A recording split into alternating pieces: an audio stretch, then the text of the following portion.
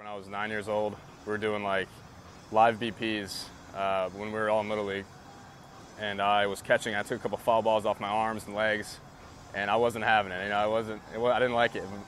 Came out of the cage, and my dad's like, "You want to go back in there?" And I said, "Yeah, I'll do it." And that's when he said, that's the defining moment where he's like, "That guy's going to be a catcher." So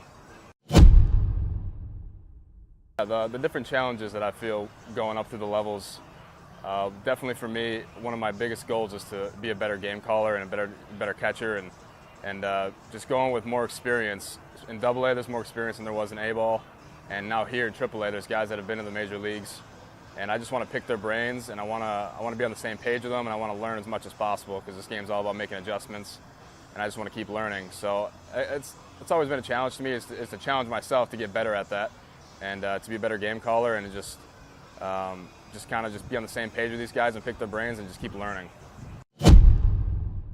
I guess my offensive success this year, I owe it to just clearing my mind, and the last 2 years I've gotten in the trap of trying to think about mechanics all the time, trying to go on and see other people's swings and trying to do it in the cage the next day and when I'm at the plate, and I already lost. So I guess this year I came into spring training and I said I'm just going to limit my mechanics, just let my hands do what they want to do, work on my lower half, and just compete and just see the ball, and having glasses obviously helps that.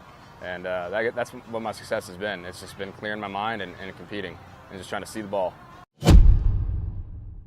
The biggest challenge for me right now to work on is like I said before, it's just about being a better catcher and being a better game caller. This game is so big on the behind the scenes. There's so much more to catching than people see it. It's like the chess match. It's reading swings and knowing what to call and when to call it. So the only way you learn is by making mistakes.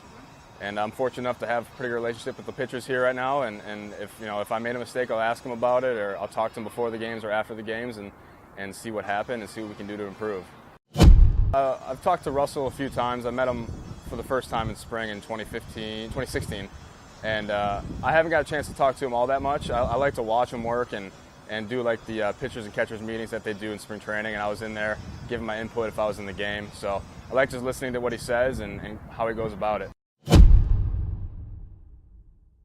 Modeling my game after a player, I guess it's kind of a hybrid. I want to be like Russell Martin and Buster Posey and all these elite guys.